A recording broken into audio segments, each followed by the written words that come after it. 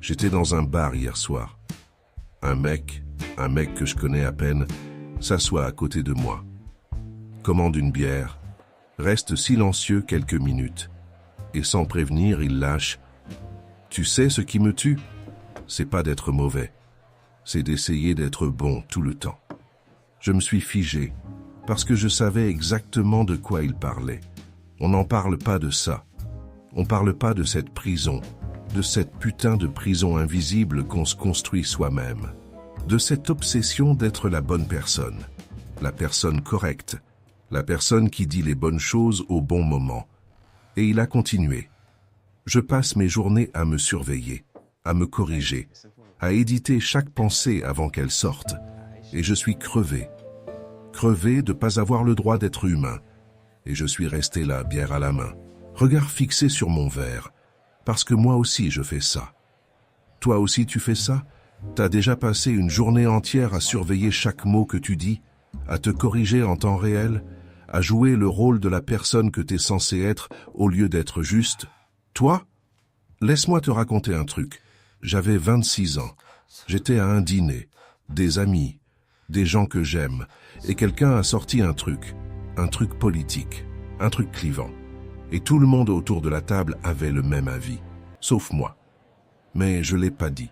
J'ai souri, j'ai acquiescé, j'ai fait semblant d'être d'accord, parce que c'était plus facile, parce que dire ce que je pensais vraiment aurait créé un malaise, parce que je voulais pas être celui qui gâche l'ambiance. Et pendant que je souriais, pendant que j'acquiesçais, quelque chose à l'intérieur s'est éteint. Pas dramatique, pas visible, juste éteint. Comme une lumière qu'on baisse d'un cran. Et je l'ai fait tellement de fois dans ma vie que maintenant, je sais même plus où est l'interrupteur. Parce que c'est ça qu'on fait. On éteint des parties de nous. On les cache, on les polit, on les édite. Pour être acceptable, pour être aimable, pour être bon. Et on pense qu'on fait bien. On pense qu'on devient meilleur, plus mature, plus adulte. Mais en fait, on devient juste moins réel, moins vivant, moins nous. Parce qu'on a tellement peur d'être mauvais qu'on en oublie d'être humain. Tu sais ce qui est fou? C'est que personne ne demande ça explicitement. Personne te dit « éteins-toi, cache-toi, édite-toi ». Mais t'apprends quand même. T'apprends en regardant autour de toi. T'apprends en voyant qui se fait virer du groupe. T'apprends en sentant le silence gêné quand quelqu'un dit un truc qu'il fallait pas. Et petit à petit, tu comprends les règles invisibles, les règles qu'on écrit nulle part, mais que tout le monde suit. Et tu te plies. Tu te plies pour rester dans le jeu, pour pas être exclu, pour pas être celui qui comprend pas. Et ça marche. Pendant des années, ça marche. Les gens t'aiment bien, te font confiance, t'incluent dans les plans. Parce que t'es safe, parce que t'es prévisible, parce qu'avec toi, il n'y a jamais de surprise. Et tu portes ça comme une médaille. Je suis quelqu'un de bien. Mais à quel prix? À quel putain de prix? Le prix, c'est que t'as plus accès à des pans entiers de toi-même. Des pans que t'as jugés pas assez bons, pas assez corrects, pas assez acceptables. Alors tu les as enfermés dans une cave mentale et tu les as laissés là.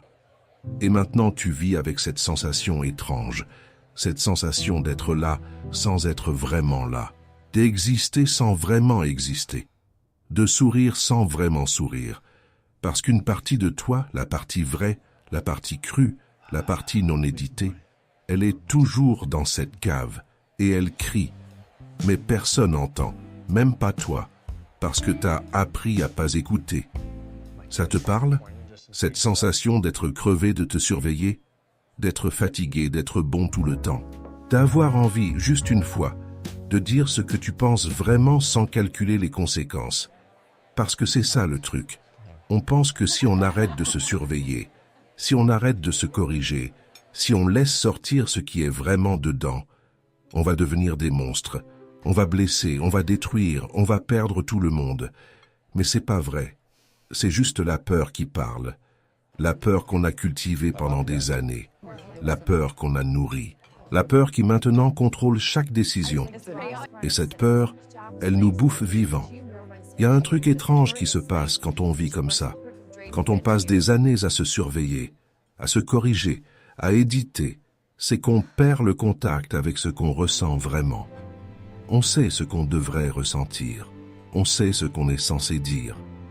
Mais ce qu'on ressent vraiment, ça devient flou, parce qu'on a tellement l'habitude de traduire nos émotions en versions acceptables qu'on oublie les versions originales.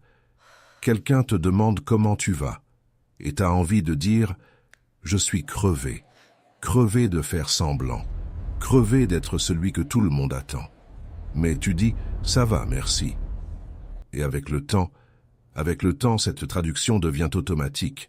Tu ressens plus l'épuisement. Tu ressens juste le réflexe de sourire. Et c'est là que ça devient dangereux.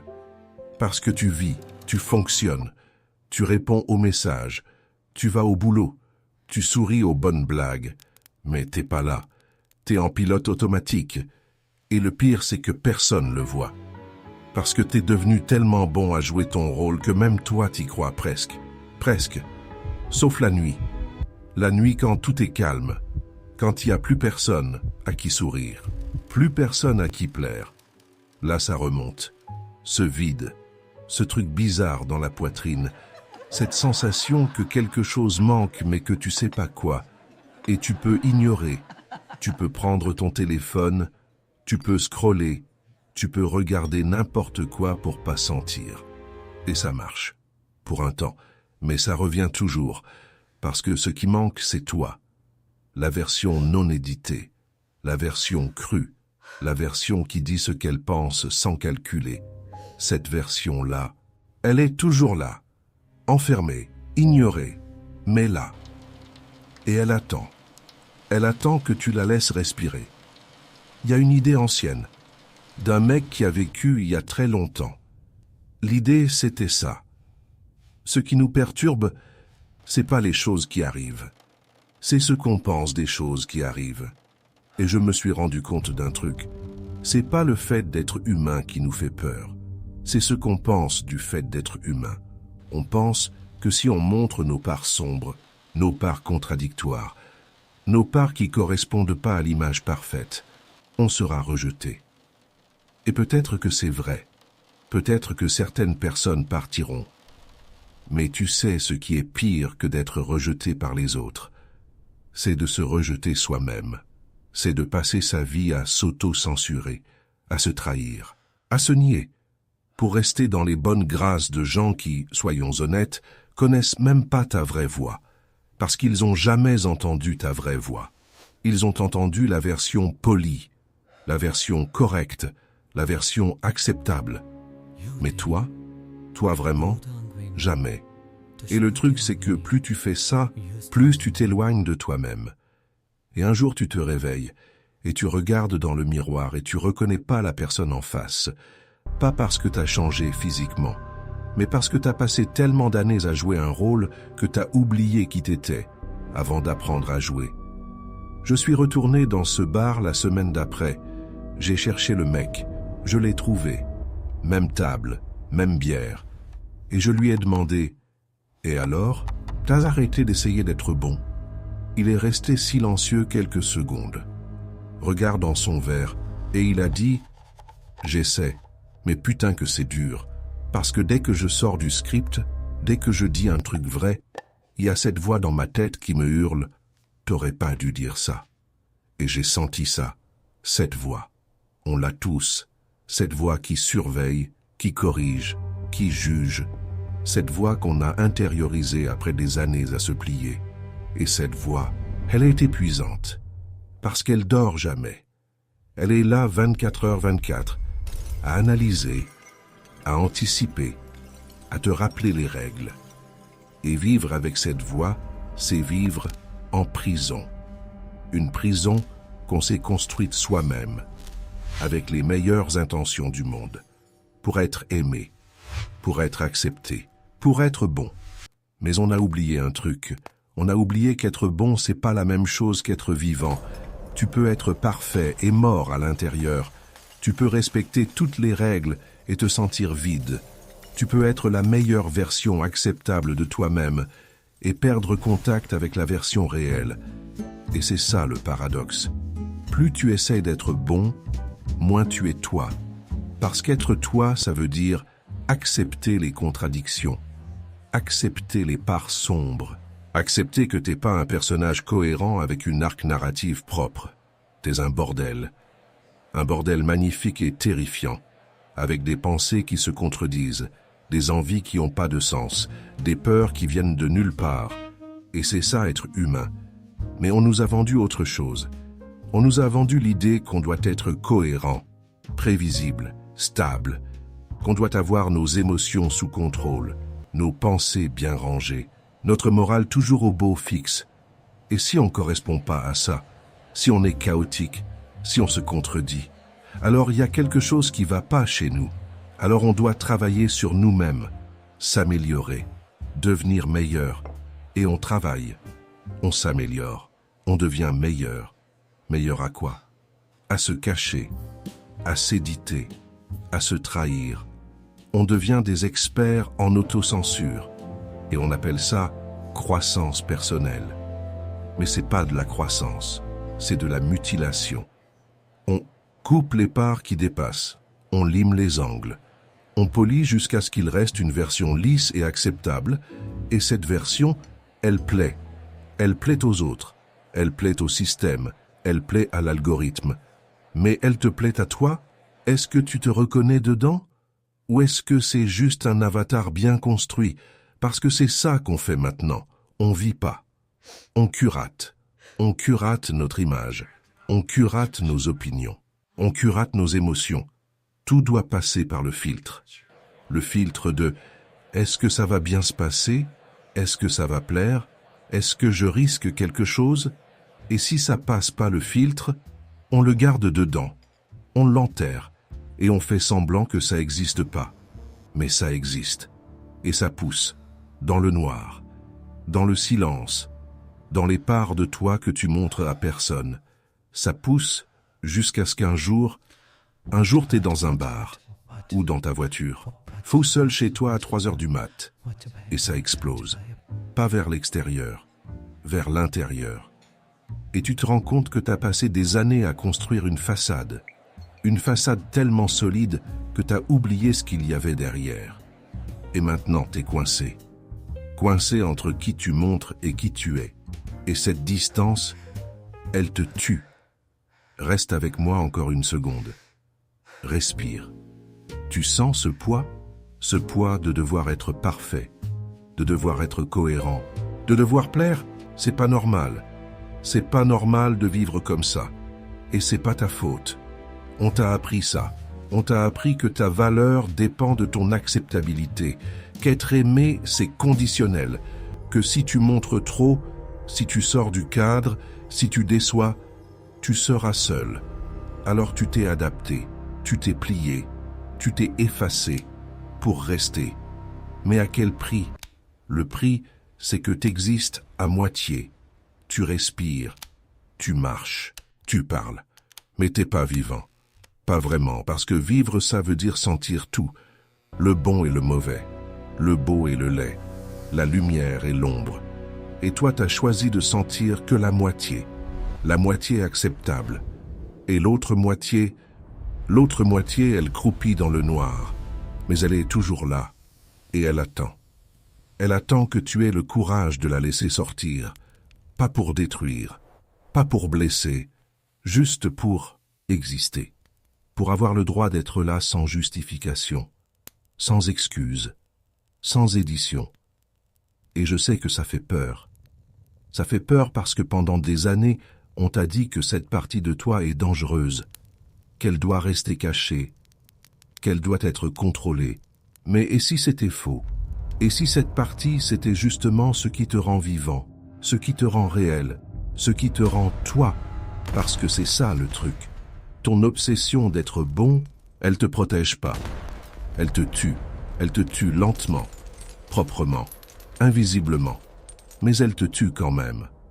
Parce que chaque fois que tu te censures, chaque fois que tu t'édites, chaque fois que tu choisis la version acceptable au lieu de la version vraie, Tu meurs un peu, et au bout d'un moment, il reste quoi? Une coquille bien polie, bien présentable, bien aimée, mais vide. Et peut-être qu'il est temps d'arrêter. Arrêter de se surveiller, arrêter de se juger, arrêter de se trahir. Pas du jour au lendemain, pas parfaitement, mais petit à petit laisser sortir ce qui est dedans, sans filtre, sans calcul, sans peur, juste laisser. Et oui, certaines personnes vont partir, certaines personnes vont pas comprendre, certaines personnes vont juger, mais ces personnes-là, elles étaient pas là pour toi de toute façon, elles étaient là pour la version acceptable, pour le personnage, pas pour toi. Et c'est dur à accepter, mais c'est vrai. Et une fois que tu l'acceptes, une fois que tu arrêtes de te plier pour des gens qui voient même pas qui tu es vraiment, tu commences à respirer. Pour la première fois depuis des années, tu commences à sentir, à exister, à vivre. Pas parfaitement, pas proprement, mais réellement. 3h22 du matin, t'es allongé, silence complet. Et ce poids sur la poitrine, ce poids de devoir être bon, de devoir plaire, de devoir correspondre. Et au lieu de le repousser, au lieu de prendre ton téléphone, au lieu de faire semblant qu'il n'est pas là, tu le sens, tu reconnais. Tu dis à voix haute, « Je suis crevé d'être parfait, je suis crevé de me surveiller, je suis crevé de me trahir. » Et c'est tout. Pas de solution, pas de résolution, pas de plan d'action, juste reconnaissance, que ça coûte quelque chose, que ça a toujours coûté quelque chose, et que peut-être il est temps d'arrêter de payer. Arrêter de payer avec ta vitalité, avec ta vérité, avec ta vie.